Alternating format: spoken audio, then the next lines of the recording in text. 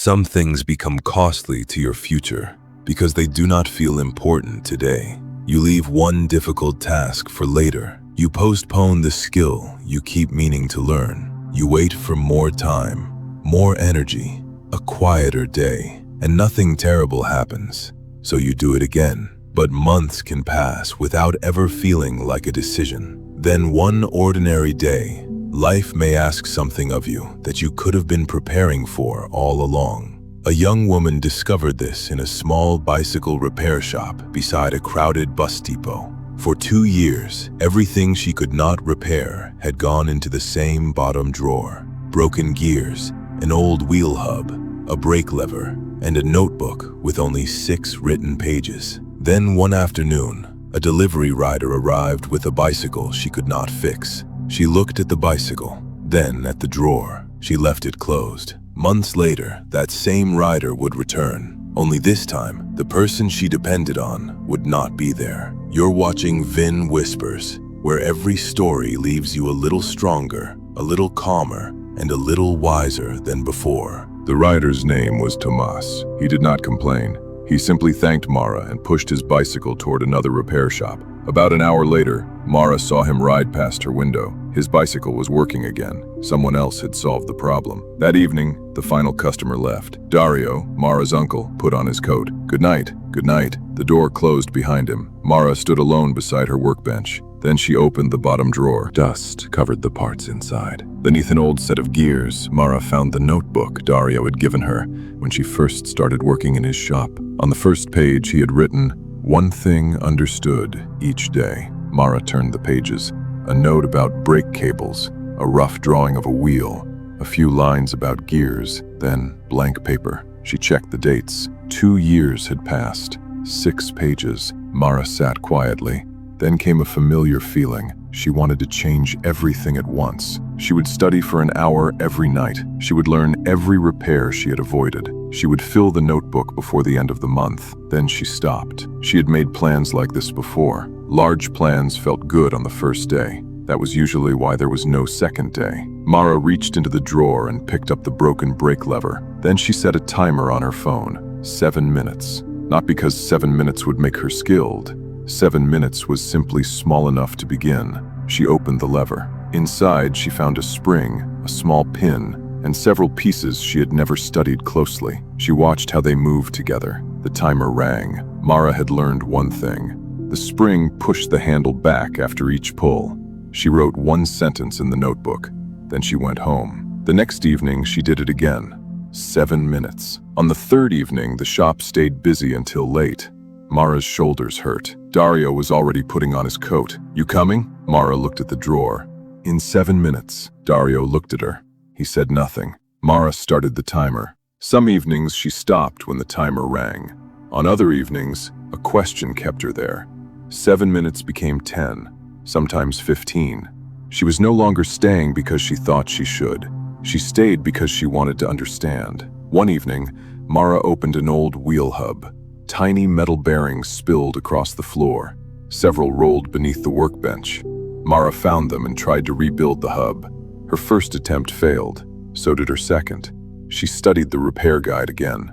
On the 3rd attempt, the wheel turned smoothly. Dario heard it spinning. "You did that?" Mara nodded.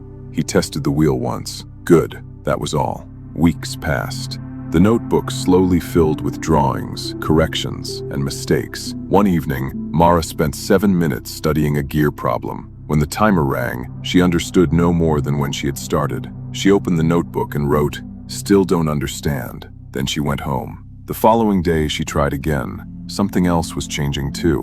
One afternoon, Dario looked across the shop. Mara was working on a difficult gear system by herself. He checked the clock. Almost 3 hours had passed since she had asked him for help. A small smile crossed his face. Mara never saw it. A few days later, she brought him a bent wheel. Dario looked at it. "What have you checked?" "The spokes, the axle, the bearings. I think the rim is slightly bent." Dario did not take the wheel from her. "Then you know what to check next." Mara carried it back to her bench. 20 minutes later, the wheel was turning straight. After that, she stopped bringing Dario only problems. She started bringing him questions. "I checked this.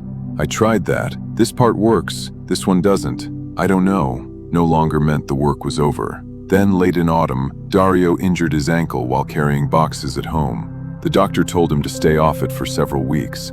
The next morning, Mara opened the shop alone. Cold rain fell outside. By 11, 6 bicycles were waiting. Wet tire marks crossed the floor. The phone rang. A customer waited at the counter. Then the bell above the door sounded. Mara looked up. Tomas stepped inside. The repair shop he had used months earlier was closed that morning. He was already wearing his delivery jacket. He rolled his bicycle toward Mara. "The rear gears keep jumping." He checked the time. "I start work in 40 minutes. Then he looked around. "Your uncle isn't here?" "Not for a few weeks." Tomas looked at the bicycle. "Can you check it?" Months earlier, Mara had answered that question differently. This time, she took the bicycle. Yes, she turned it over beside her workbench. First, she checked the simple causes: the cable, the chain, the alignment. Then she found wear inside the gear system. Her hand moved toward her phone. She stopped. Instead, Mara opened the bottom drawer. The old brake lever was there, the wheel hub, the damaged gears, and the notebook. She found day 43, a rough drawing, 3 crossed out lines, and 1 useful sentence. Mara returned to the bicycle. She replaced the worn part, adjusted the cable, then she turned the pedals. The chain jumped. Mara stopped. She made another small adjustment. Then she tested it again. The chain jumped again. Behind her, the telephone rang. Tomas looked at the clock. 20 minutes. Mara stared at the bicycle. She had studied this.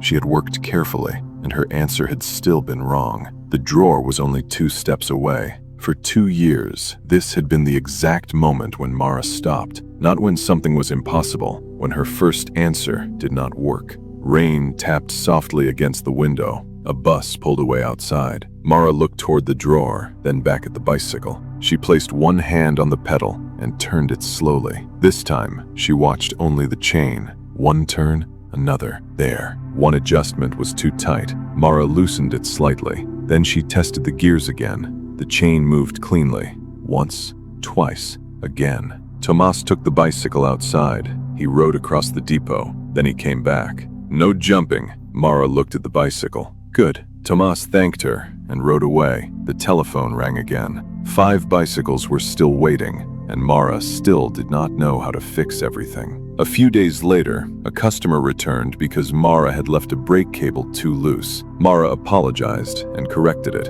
Another evening, she spent 7 minutes trying to understand a clicking wheel. The timer rang. She still did not know. So she cleaned her tools and went home. The next morning, with rested eyes, Mara looked at the bicycle again. This time, she noticed a small loose part she had missed the night before. She tightened it. The clicking stopped. Mara wrote the cause in her notebook. Then she opened the shop. 6 weeks later, the bell above the door rang. Dario stepped inside with a walking stick. Mara was helping a customer. 2 repaired bicycles waited near the wall. 3 more had numbered tags on their handlebars. Dario watched quietly until Mara finished. Then he walked toward the workbench. He opened the bottom drawer. The notebook was still there. Dario picked it up. He began turning the pages. At first, months separated the dates, then weeks, then days. Some pages contained answers, others contained corrections and mistakes. He stopped at one page. Still don't understand. Dario looked at Mara. She smiled. That one took a while.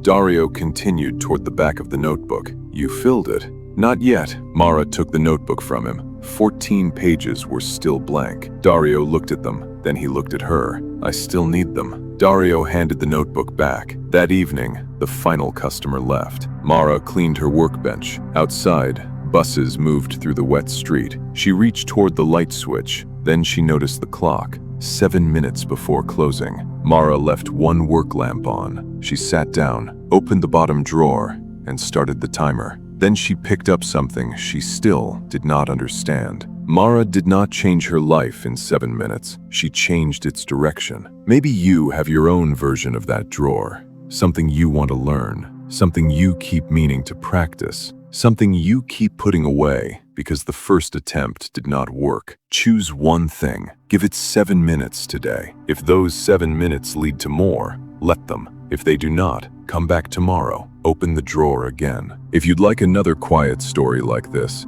Subscribe to Vin Whispers. For now, your 7 minutes can begin today.